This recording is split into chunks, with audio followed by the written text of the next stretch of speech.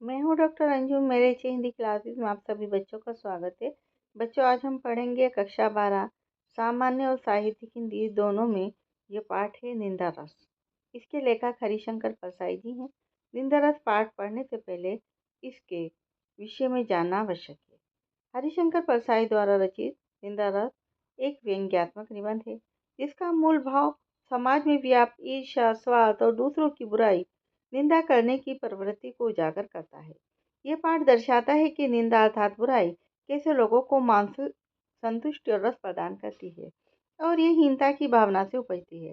बच्चों, आपने देखा होगा कि आपके चारों तरफ भी ऐसे बहुत सारे लोग दिखाई देते होंगे जो दूसरों की दोष उजागर करने में बड़ी रुचि रखते हैं, जो दूसरों की बुराई करने में बड़ा रुचि रखते हैं, जो अगर किसी में 10 गुण होंगे लेकिन उसका एक दोष देख लिया, उस दोष को बड़ा हाईलाइट करते हैं। तो हरिशंकर परसाई जी ने उसी बात को बताने का प्रयास किया है अपने मित्र के माध्यम से। उन्होंने अपने मित्र का नाम न लेकर उसे कहा है कि वो बहुत दिनों बाद मेरे पास आया था और मैं चाय पीकर अखबार देख रहा था कि वो तूफान की तरह कमरे में घुसा और साइक्लोन की तरह मुझे अपनी भुजाओं में जकड़ा। साइक्लोन क्या है, तूफान क्या है, ये मैं आगे आपको बताऊंगी। तो मुझे धृतराष्ट्र की भुजाओं में जकड़े भीम के पुतले की याद आ गई। जैसे धृतराष्ट्र ने प्रेम का एक्टिंग करते हुए भीम को शाबाशी देने के बहाने से उसे गले लगाना चाहा था और कृष्ण समझ गए थे। उन्होंने भीम का पुतला उनके आगे कर दिया था, तो उन्होंने इतनी जोर से दबाया था कि उसको चूर चूर हो गया था। तो वही गद्यांश इसमें दिया गया है। उपर्युक्त गद्यांश के पाठ और लेखक का नाम लिखिए। आपको पहले बता चुकी हूँ, पाठ का नाम निंदा रस, लेखक का नाम हरिशंकर परसाई। रेखांकित अंश की व्याख्या कीजिए। अच्छा, रेखांकित अंश में बच्चों हमने क्या किया कि पूरे पैराग्राफ को यानी पूरे गद्यांश को आपको क्लियर करने का प्रयास किया है, जिससे कोई सी भी रेखांकित अंश कहते हैं जिसके नीचे रेखाएं खिंची हों, अंडरलाइन जिसे आप इंग्लिश में बोलेंगे, तो वो जिसके नीचे दी होंगी, अगर आपको पूरे पैराग्राफ का अर्थ पता होगा, पूरे गद्यांश आपको समझ में आ गया होगा, तो आप उसे आसानी से कर सकते हैं। तो लेखक अपने मित्र का वर्णन करते हुए उसका नाम न लेकर उसे क्या कह रहा है, का के माध्यम से बताते हुए कहता है, का नामक व्यक्ति जब तूफान और साइक्लोन की तरह कमरे में घुसा। अब आप पहले तूफान समझ लीजिए क्या है। तूफान का अर्थ है हवा का अत्यधिक तेज गति से बहना। यदि हवा सामान्य से अधिक गति से बह रही हो तो इसे हम तूफान की संज्ञा देते हैं, जो आप आए दिन देखते रहते हैं। तूफान को हम आंधी भी कह देते हैं। आपने कहते सुना होगा, आप भी कहते होंगे कि तूफान आ गया, आंधी आ गई, जिससे सब कुछ अस्त व्यस्त हो जाता है, पेड़ गिर जाते हैं, एक जगह से दूसरी जगह चीज़ें चली जाती हैं, बहुत नुकसान हो जाता है। चक्रवात एक विशिष्ट पर चक्रवात किसे कहते हैं, साइक्लोन। ये एक विशिष्ट प्रकार का उष्ण कटिबंधीय समुद्री तूफान होता है। तो लेखक ने इन दोनों का वर्णन करते हुए कहा कि वो जो लेखक का मित्र था वो साइक्लोन और तूफान की तरह आया। और किस तरह से गले लगाया, जैसे लेखक को महाभारत के बाद धृतराष्ट्र की याद आ गई। युद्ध के अंत में जब पांडव हस्तिनापुर लौटे, जब वो युद्ध जीत गए और वह हस्तिनापुर लौटे, तो धृतराष्ट्र पुत्रों के वियोग में अत्यंत क्रोधित थे, क्योंकि उनके पुत्र क्या थे, मारे गए थे। तो उन्होंने क्या कहा, धृतराष्ट्र ने पांडवों के स्वागत के बहाने भीम को गले लगाने की इच्छा जताई ताकि वो उसे कुचल सकें। कृष्ण ने धृतराष्ट्र के कपटपूर्ण मन को भांप लिया था, तो उन्होंने भीम के स्थान पर दुर्योधन द्वारा अभ्यास के लिए बनाई गई भीम की लोहे की प्रतिमा आगे कर दी, जिसे धृतराष्ट्र ने गुस्से में उस लोहे की मूर्ति को जोर से गले लगाया और उसे तोड़ मरोड़ कर चकनाचूर कर दिया।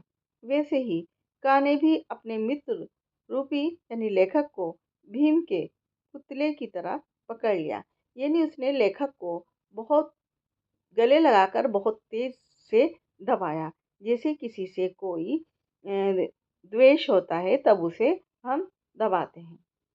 नेक्स्ट क्वेश्चन है, का किस तरह कमरे में घुसे और उन्होंने किस तरह लेखक को भुजाओं में जकड़ा। का तूफान की तरह कमरे में घुसे और साइक्लोन की भांति लेखक को अपनी भुजाओं में जकड़ लिया। नेक्स्ट क्वेश्चन, तूफान और साइक्लोन में क्या अंतर है। उत्तर है, तूफान और साइक्लोन में मुख्य अंतर ये है कि उन उनका स्थान यानी लोकेशन, निर्माण और तीव्रता। चक्रवात हिंद महासागर में बनने वाले तीव्र घुमावदार तूफान है। चक्रवात यानी साइक्लोन जो है वो क्या है, हिंद महासागर में बनने वाला तीव्र घुमावदार तूफान है। जबकि तूफान एक सामान्य शब्द है जो तेज हवाओं, भारी बारिश या गरज के साथ आने वाले किसी भी मौसमी घटना के लिए उपयोग किया जा सकता है। नेक्स्ट क्वेश्चन है, लेखक को किसके पुतले की याद आ गई? तो आंसर होगा लेखक को भीम के पुतले की याद आ गई। निंदारस पाठ की विधा क्या है? निंदारस पाठ की विधा व्यंग्यात्मक है। नेक्स्ट क्वेश्चन है, क ने किसे भुजाओं में जकड़ लिया? क ने लेखक को भुजाओं में जकड़ लिया। जब क ने लेखक को भुजाओं में जकड़ा तो लेखक को किसकी याद आ गई? जब क ने लेखक को भुजाओं में पकड़ा तब उसे भीम के पुतले की याद आ गई, जिसे धृतराष्ट्र ने अपने बाजू में पकड़कर चूर चूर कर डाला था। अब तूफान का अर्थ आपको एक बार और बताती चलूं कि हवा का अत्यधिक तेज गति से बहना। यदि हवा सामान्य अधिक गति से बह रही है तो इसे हम तूफान की संज्ञा देते हैं। तूफान के सामान्य रूप को आंधी भी कहा जाता है। चक्रवात एक विशिष्ट प्रकार का उष्ण कटिबंधीय समुद्री तूफान है। एक बात आपको बताती चलूं बच्चों कि आपको 5 ही क्वेश्चन एग्जाम में करने आएंगे। पाठ का नाम, लेखक का नाम, रेखांकित अंश की व्याख्या और जो आपको गद्यांश दिया हुआ है उसी से संबंधित आपसे प्रश्न पूछे जाएंगे। लेकिन वो प्रश्न जो होंगे 5 ही नंबर के होंगे। आपकी सुविधा के लिए, क्योंकि आपको कंफर्म नहीं है क्या क्वेश्चन आ जाएगा पाठ में से बन के, तो इसकी आपकी सुविधा के लिए मैंने बहुत सारे क्वेश्चन एक्स्ट्रा भी बना देती हूँ। नेक्स्ट पैराग्राफ है, निंदा का उद्गम हीनता और कमजोरी से होता है। मनुष्य अपनी हीनता से दबता है। वह दूसरों की निंदा करके ऐसा अनुभव करता है कि वो सब निकृष्ट है, बेकार हैं और वो उनमें सबसे अच्छा है यानी श्रेष्ठ है।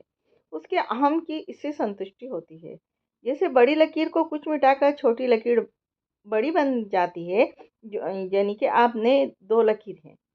अब 2 लकीर में से अगर आपने नीचे वाली लकीर क्या किया, थोड़ी मिटा दी, तो नीचे वाली लकीर क्या हो गई, छोटी हो गई।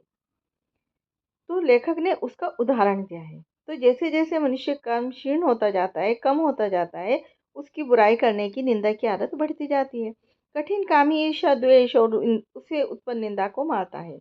इंद्र का उदाहरण देते हुए लेखक कहता है, इंद्र बड़ा ईर्ष्यालु माना जाता है क्योंकि वो निठल्ला है, निकम्मा है। स्वर्ग में देवताओं का बिना उगाया अन्न व बिना बनाया महल और बिन बोए फल मिल जाते हैं। अकर्मण्यता में उन्हें अप्रतिष्ठित होने का भी भय बना रहता है। इसलिए कर्मी मनुष्यों से उन्हें ईर्ष्या होती है। कर्मी यानी काम करने वाले व्यक्ति, कर्मठ व्यक्ति। यह अंश मानव स्वभाव में निंदा, ईर्ष्या, जेलसी और हीनता की भावना, इनसिक्योरिटी की मनोविज्ञान पर गहरा प्रहार करता है। लेखक ने बहुत ही सटीक ढंग से समझाया है कि कोई व्यक्ति दूसरों की बुराई क्यों करता है। लेखक के अनुसार निंदा का जन्म आत्मविश्वास की कमी से आता है। जब कोई व्यक्ति खुद को दूसरों से छोटा या कमजोर महसूस करता है तो वो अपनी उस हीनता को छुपाने के लिए दूसरों की बुराई शुरू कर देता है।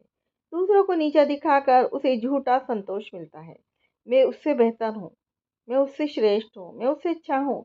जो व्यक्ति दूसरों से द्वेष या नफरत रखता है उसका मन कभी शांत नहीं रहता।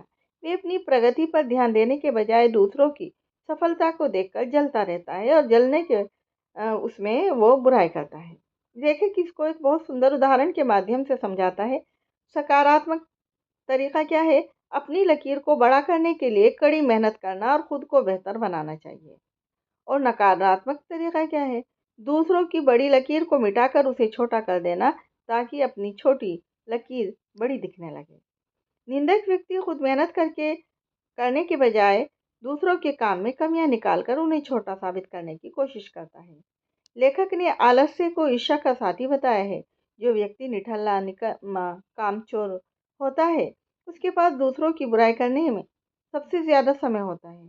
क्योंकि वह खुद कुछ सृजनात्मक, क्रिएटिव नहीं कर पाता, इसलिए वह दूसरों को किए हुए कार्यों की निंदा करके अपना समय काटता है। निंदा कमजोरी की निशानी है। असली बड़ापन दूसरों को छोटा दिखाने में नहीं बल्कि खुद को बड़ा बनाने में है।